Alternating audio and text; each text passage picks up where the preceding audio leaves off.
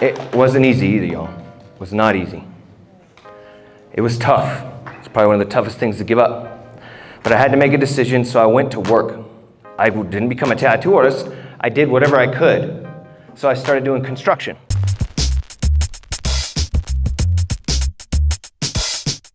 Started doing construction as a laborer. I didn't have great mental abilities, but I could dig holes and carry stuff.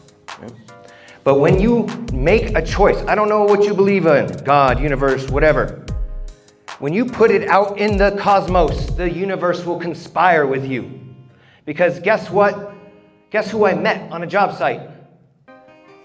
Yes, a carpenter who was a tattoo artist. And he was 6 months away from opening his own tattoo shop. He'd been working hard to develop it. And this gentleman had dealt with drugs and alcohol too and knew exactly what I was dealing with. And so it was like the planets aligned and we met each other and it was like immediate connection. And in fact, 6 months later, y'all, in the year 2000, I became a tattoo artist. Yeah.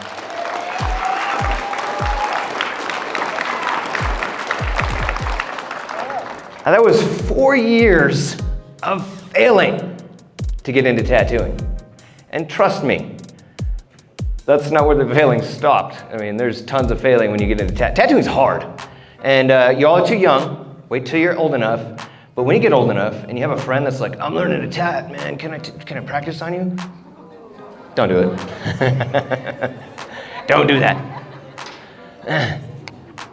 But in 23 years, I've tattooed a lot of people.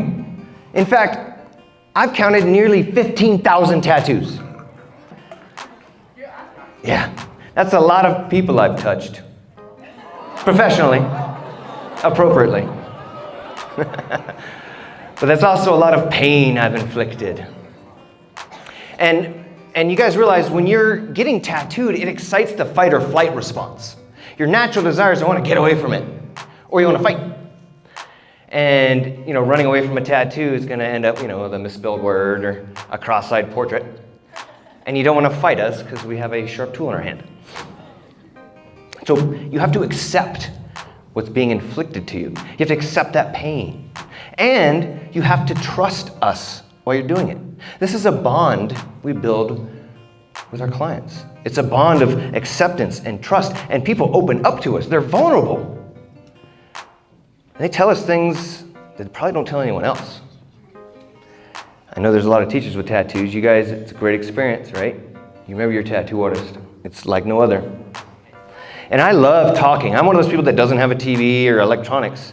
I like to talk to my clients for hours and hours, and I love to get to know them. I like to know what they're into, what their dreams are, their desires, their passions. And I'm sure you all can imagine the difference between somebody who's just doing a job and collecting a check and somebody who's chasing their passion, right? Somebody who's chasing their dream. And it has been validated to me that pain, discomfort, fear, and failure are key components to success. It is uncomfortable to put your phone down when everybody else is on Snapchat. It's uncomfortable to go and work when everybody else just wants to chill and game. It's uncomfortable to get up early to work out. It's uncomfortable to stay late when everybody's partying. It's painful when people hate. Have you ever done something great and people don't really respect it? They kind of hate on it, right? I guarantee you the more things you do to push yourself to become great, the more people will hate. Because you are showing them what they lack. You are showing them what they're not doing, and they're going to pull you down. And sometimes, y'all, that's the people who are closest to us. Sometimes it's our family and our close friends. Fear. Who wants to come up here and talk in front of everybody? Yeah? You want to come out here? Oh, now you know. Fear. We have such a weird relationship with fear, us humans. We always try to get away from it. Oh, no, I'm just joking. I don't want to do that. If we didn't have fear, you all, we would not exist. We would not survive. I'm a firm believer that the next greatest version of you is on the other side of fear. That your greatest accomplishments, the things that you need to overcome, exist on the other side of fear, and you got to get through it to get to it. So start practicing public speaking one day. And failure.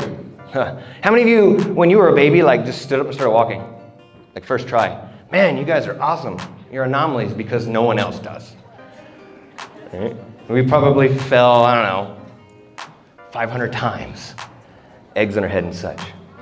But as a child, we were inspired to fail, to learn. But now there's almost like a sign of weakness to fail. I don't fail. We try to blame other people. I'm not going to fail, but I guarantee you that if you could take a failure, if you can take that failure, learn from it, change course, and try again, you can count it a success. And that will have an entire shift on the way you look at failure. You'll actually look for it. And it is all of those aspects, you all. It was the discomfort of being the new kid, the pain of getting beaten up. It was the fear of failing and failing over and over again that has allowed me not just to become a tattoo artist, like Mrs. Tar said, but also I own a business that helps me support my family. I support other employees. I have 7 other families. In fact, I've even been able to go out and form unions with other tattoo artists in this city, and we've gone out and taught other middle schools about the health and safety of tattooing. And that same organization helped me lobby a bill in 2015 to create a law, to create a board to safeguard tattooing. And now, in fact, I'm working with an organization that we're going to start lobbying Congress. Now, do you think that little scared kid with his homemade clothes, big glasses, always getting picked on, beat up, would imagine himself one day addressing Congress? No. It's through all those elements that I've been able to find not just success, because success, you all, is stuff. Becoming successful is where you just get a thing. I'm talking about fulfillment. Each one of you has a purpose. Each one of you has something inside of you that you feel you were made to do. What is that? I guarantee you, you're not going to find the answers to that anywhere outside of yourself. It ain't on Snapchat, TikTok, what else are we on now? Like Instagram, yeah, right? It ain't there. It ain't on any social media. It isn't on television. It isn't what your friends are saying. It isn't what your family's saying. It's in here. That's where your purpose is. That's where your compass is. And if you can go within yourself and find whatever it is that excites you, but also makes you nervous, that's a hint. And I tell you, if this thing does not make you nervous just a little bit, if you don't have a butterfly or two, it ain't big enough. You got to go higher. And we need you to. All these teachers, Abe, all your elders, all your little brothers and sisters, all your eventual children will need you to find your purpose. We need you to do that. We need you to find your fulfillment, because when you find what it is that you are passionate about, you are happy. And when you're happy, you're compassionate.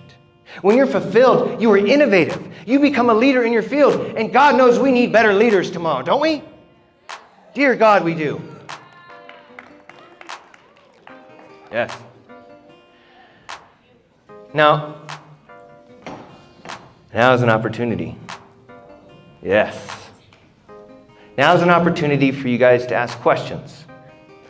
And it's going to be uncomfortable, but it's okay to raise your hand and voice yourself.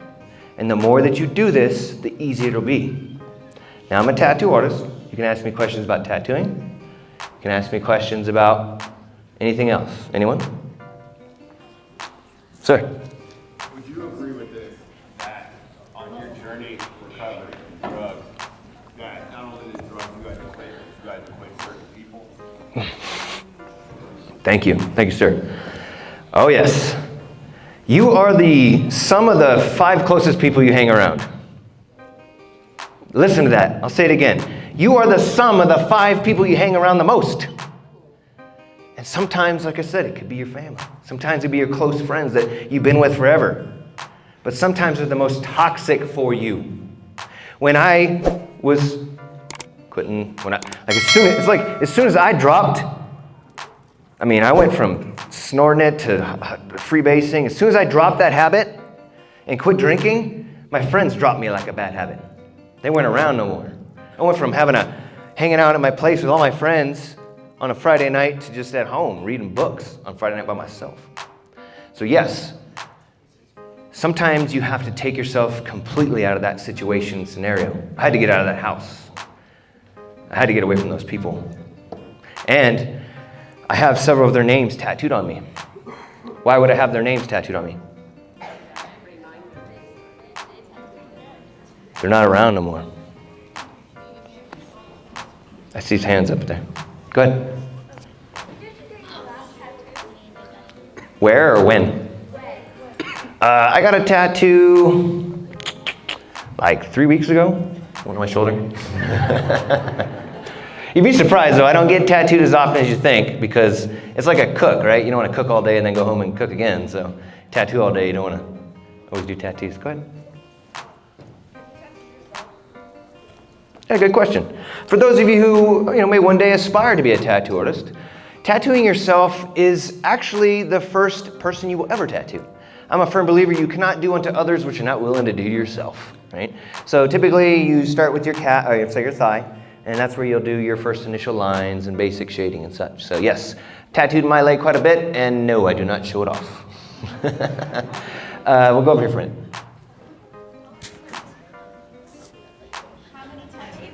How many tattoos do I have? At a certain point, you go from how many do you have to how much of your body is tattooed.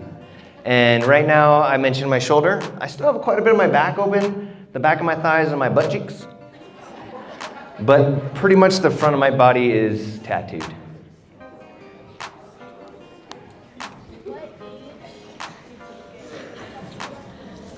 My very first tattoo that I got in my buddy's bedroom, I was 14. But do not do that. Do not do that. And actually, shortly after, I got it covered up. And it's tough to tell anymore. But I was smaller, right? And I grew and started lifting. And my body changed and my tattoo shifted quite a bit. So wait till you're fully developed. That's what I tell kids. Wait till you're at least 18. Go ahead, bud. I'll come to you in a minute. You guys already got questions? Go ahead.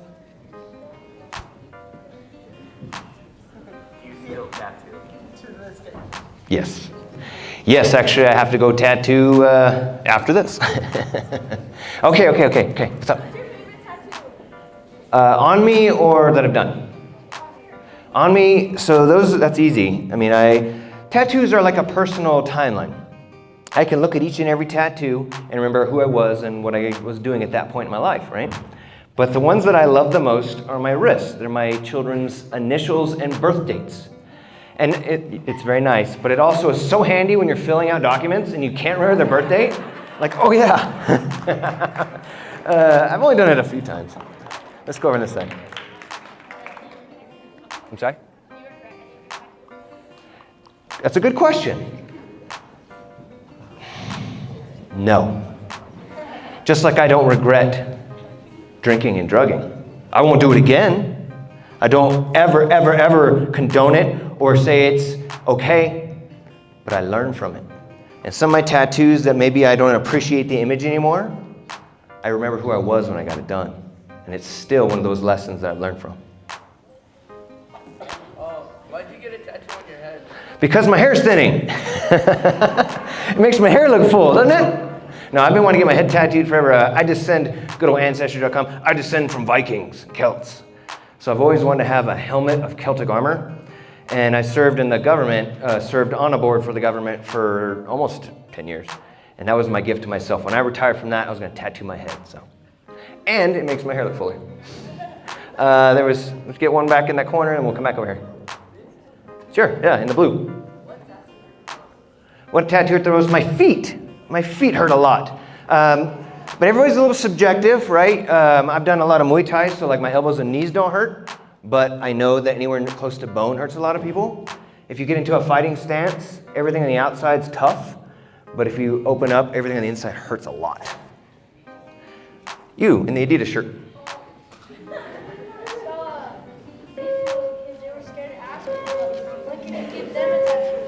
When you're 18. All right, is that all our time? Okay, real quick, I'm gonna leave you guys with something. Thank you so much, and I'll stick around for a few minutes, but I know you gotta go to class. I just wanna leave you guys with a challenge real quick, all right? Today is the day for you to be uncomfortable. If you have a crush, today is the day to go introduce yourself to him, her, they, whoever.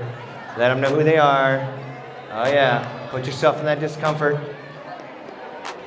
But really, one more thing. We gotta get back to class. Let's just finish this up. One last thing, you all. One last thing, just 1 minute. I'm going to ask for 1 minute. It's Friday, right? I know you guys are thinking about Xbox, PlayStation, social media, whatever it is you're gonna happen tonight. But listen to this. Dedicate 1 minute tonight. 1 minute, 60 seconds to finding something that you're excited about, passionate for, and that scares you.